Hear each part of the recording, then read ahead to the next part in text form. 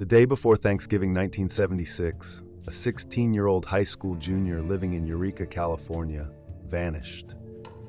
Karen Mitchell, a junior at Eureka High School with a close-knit group of friends, enjoyed spending time outdoors. What happened to her? Where could she have gone? These are just some of the intriguing questions that puzzle investigators today. She moved in with her aunt and uncle, Annie and Bill, after her parents' divorce. However, she still kept close contact with her mother in Southern California. Born in Southern California, she moved to Eureka a year before her disappearance.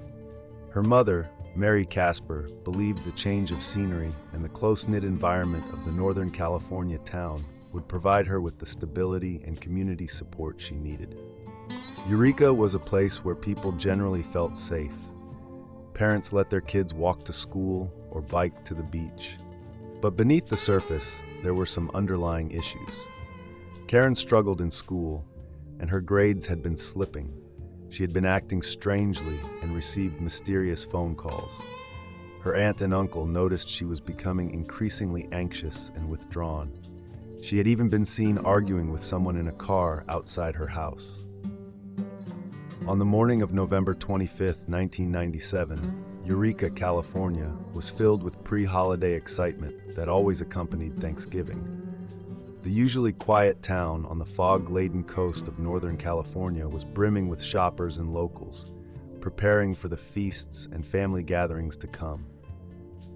That day, Karen visited her aunt's shoe store while on a break from work at a daycare center, and then left the Bayshore Mall around 2:45 p.m. to return to work. It was a route she had taken many times before. It wasn't until her aunt realized Karen hadn't arrived home that the worry set in. Karen was responsible and always on time. She wasn't the type to veer off course or go somewhere without letting her family know. Soon, her aunt began calling around to friends and family, but no one had seen her since she left the mall. A massive search effort began as friends and family scoured the neighborhood looking for any trace of the missing girl. They put up posters, went door to door, and contacted the local media to spread the word. The police began investigating Karen's disappearance as a potential abduction. They set up roadblocks, stopped cars, and questioned motorists. Karen was mature for her age, with a deep sense of empathy and a desire to help others. She was eager to dedicate her life to making a difference in people's lives. She dreamed of becoming a social worker, a fitting career for someone so concerned with others. Karen had a heart for the vulnerable and the overlooked.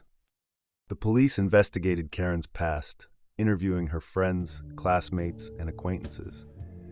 They discovered that Karen had been exploring the online world, chatting with strangers in chat rooms, and even meeting some of them in person. This disturbing revelation raised more questions than answers.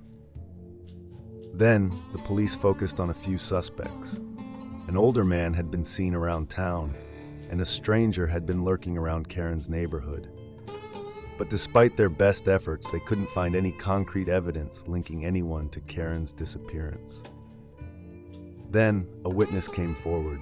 He reported seeing a blue sedan pull up near where Karen was last seen walking. It was described as being a 1976 to 1978 Ford Nissan or Mercury with a California license plate frame that said Eureka on it. The man driving the car appeared to engage her in conversation before she got into the vehicle willingly. This gave the police their first lead. Investigators turned their attention to possible suspects who fit the driver's description or owned a similar car. However, this line of inquiry provided no new results.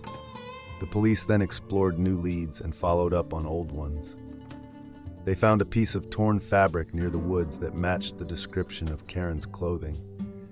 It was a tantalizing clue, but it led nowhere. As they reviewed possible theories, one suspect caught the attention of law enforcement: Robert Durst. Durst was a wealthy real estate heir with a dark and troubled history. He lived in a small town 70 miles north of Eureka, Trinidad, California. Durst was linked to several strange disappearances. His proximity to Eureka around the time of Karen's disappearance raised eyebrows. His connection to the case became more chilling when a witness claimed to have seen someone resembling Durst in the area where Karen was last seen. However, despite the similarities between Durst and the man described by the witness, no concrete evidence was ever found linking him to Karen Mitchell's disappearance. It became just one of many theories that would circulate and lead nowhere. The leads began to dwindle with time, and the case gradually grew cold. The blue sedan, the most promising clue, and the man driving it were never identified. The search teams eventually scaled back, but Karen's family refused to give up hope. They remained determined that someone, somewhere, knew what had happened to their daughter. In 2011, the case received renewed attention when Robert Durst was thrust into the national spotlight. They re-examined his connection to the case when other disappearances, including his wife Kathy Durst and Susan Berman, surfaced. This brought a renewed interest in Karen Mitchell's case. Could Durst have been involved in her disappearance? Could he have been one of the people she talked to online and coerced her into meeting with him? The parallels were hard to ignore. Young women vanishing without a trace, Durst's pattern of manipulation, and his willingness to evade justice at all costs. Durst would later be charged with many crimes, but none stuck. But other theories emerged. Some speculated that Karen had fallen victim to an opportunistic predator. Others thought she had been abducted by someone she knew and trusted. There was also the theory that Karen had been taken by someone passing through town, making her disappearance more challenging. In 2017, the Humboldt County Sheriff's Office reopened the case. Investigators reviewed old evidence, re-interviewed witnesses, and investigated leads that had come in over the years. They hoped advancements in forensic technology or new witnesses would come forward and finally crack the case open. However, once again, the investigation hit a dead end. Despite the renewed efforts, no new leads or significant breakthroughs were uncovered. Karen Mitchell's case became one of Northern California's most puzzling and heartbreaking cold cases. For her family, time did nothing to ease the pain of not knowing what had happened to her. Every year, on the anniversary of her disappearance, her family and friends hold vigils in her honor, lighting candles and praying for answers. For the people of Eureka, Karen Mitchell's disappearance remains a dark chapter in the town's history. Her case is a sad reminder of the dangers that lurk even in small, seemingly safe communities. Parents, once comfortable letting their children roam freely, became more cautious. In interviews, her aunt, Annie Casper, spoke about the difficulty of living with uncertainty. "Not knowing is the hardest part," she once said. "We just want closure."